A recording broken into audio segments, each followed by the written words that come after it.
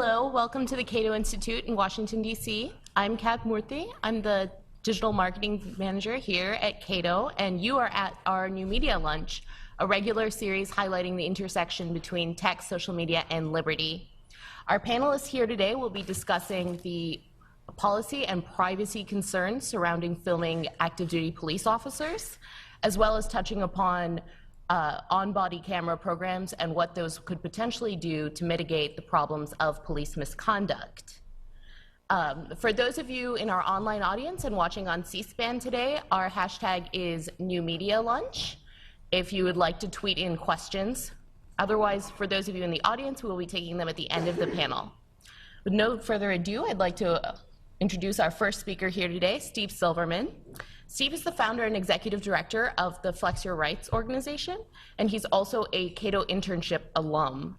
He's the creator of the immensely popular educational movies, Busted, The Citizen's Guide to Surviving Police Encounters, and more recently, 10 Rules for Dealing with Police. In addition to self-distributing more than 35,000 DVDs, the Flex Your Rights YouTube channel has seen over 35 million views. Steve? Thank you, Kat, and I appreciate it. How many of you have seen the movie The Matrix? By a show of hands. Okay, pretty much everybody. Good. So what I want to try to do is the same thing with you that happened to Neo. Do you remember when he said, "I know Kung Fu," after they uploaded the Kung Fu program into his brain? Well, like I said, I want to try to do the same thing with you, but what I want is for you to say, "I know how to record the police." So to do this, I've broken down this into Flex Your Rights 5 rules for recording the police. Rule number 1, know the law. And the law is you have the right to openly record the police in public. You'll notice that I emphasized openly, and I'll explain why in a second.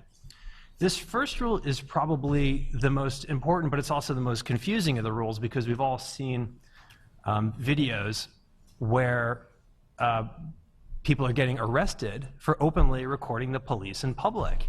And we see these, every day of police intimidating people or even arresting people who do nothing more than film the police. And this is happening despite the fact that every state and federal circuit court to rule on this question has concluded that filming the police in public is First Amendment protected activity.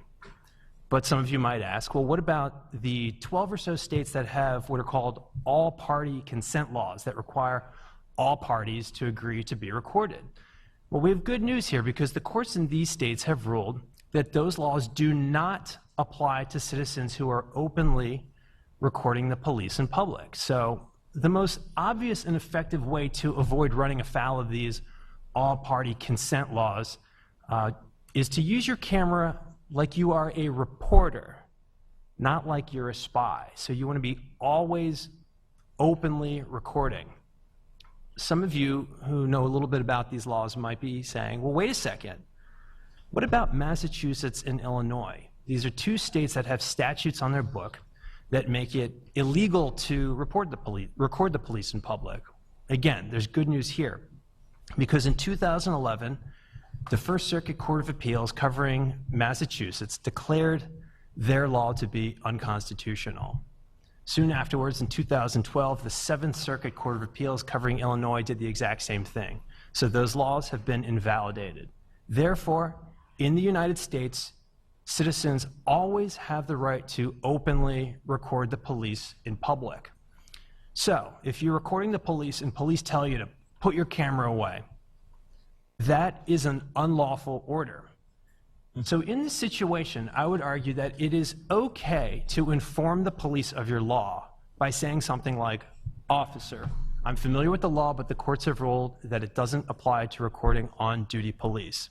I generally don't advise in favor of educating the police about the law in other sorts of encounters. They generally do not appreciate that. But in this situation, I think it is advisable. Rule number 2, know your technology. How many of you have a smartphone on you right now? By a show of smartphones. I think that's pretty much most everybody here, and that is great.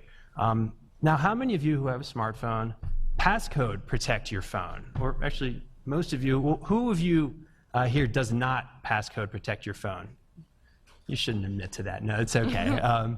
But you can easily secure it by installing a passcode protection. I highly recommend it. The Supreme Court recently passed a very excellent ruling requiring police to obtain a warrant before searching your smartphone. But in the meantime, it's always a good idea to keep it locked down because sometimes police don't get the memo right away.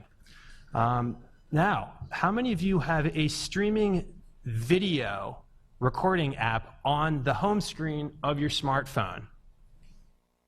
Really? We got like 3, 4, 5? That's fantastic. Now, for those of you who don't have this, I'm going to show you right now the benefits of keeping a streaming video app on your home screen. Right now, I'm unlocking my secret passcode. I am tapping the Bamboozer streaming video recording app. I don't work from Bamboozer, but right now they have the best streaming video recording app out there, and I'm now streaming you all live to an offsite server. Now, the benefit of this for when you are recording the police is that if a police officer unlawfully tries to snatch, confiscate, or destroy your smartphone, what you have recorded up until that moment will be saved securely off-site.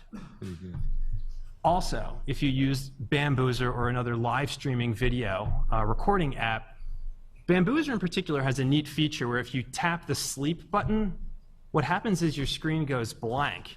And this can add additional security and protection for your data because the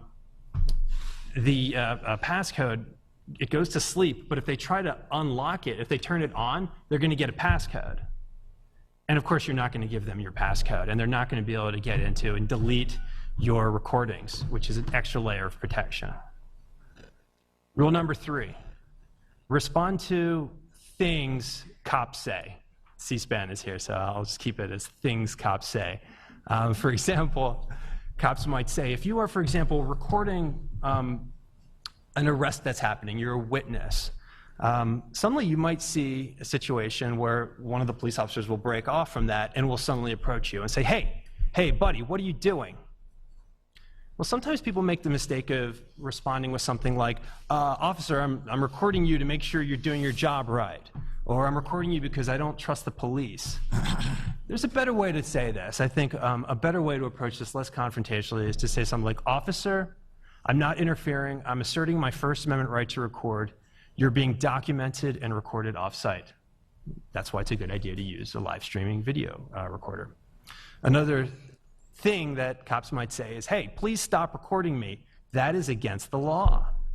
And police who are in those 12 states with all-party consent laws might actually use this misunderstanding of the law in order to try to get you to stop recording. And in this situation, again, I think it's okay to say something like, officer, I'm familiar with the law, but the courts have ruled that the law doesn't apply to recording on-duty police.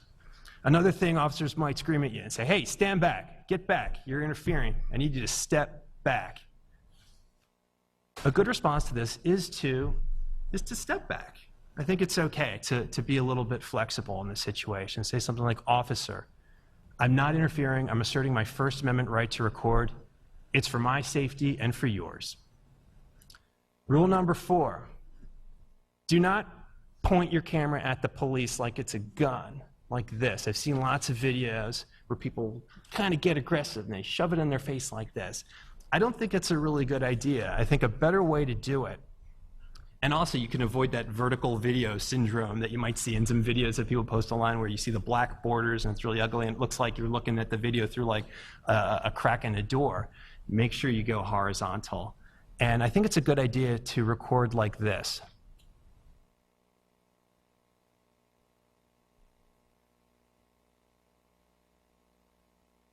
When you hold the phone at waist level, I think it's a lot less confrontational pose, and you can still look at the screen and get a perfectly good shot. You don't have to frame it up like a cinematographer. It's okay if you clip the officer's head in the process, but it's better than pointing your camera like a gun, and you can avoid that vertical video.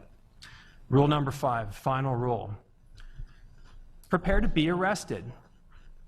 I've been telling you the whole time, basically, how this is perfectly legal behavior, and yet, if you are brave enough to record the police, you must look at this activity as a potential act of civil disobedience that can lead to your arrest. Now, it's troubling that citizens who are not breaking the law should prepare to be arrested, but if the officer says, shut it off or I will arrest you, you should take the officer at his or her word. At this point, it's entirely up to you if you want to continue testing the boundaries of free speech and risk arrest. You may comply by saying something like, officer, okay, I'm turning the camera off, but under protest. Or, if you keep recording, brace yourself for arrest. If you're recording with Bamboozer, for example, hit the sleep button to prevent police from deleting your footage that is now stored off-site. Do not physically resist. And as with any arrest, you have the right to remain silent until you speak with a lawyer. You should use this right by shutting up.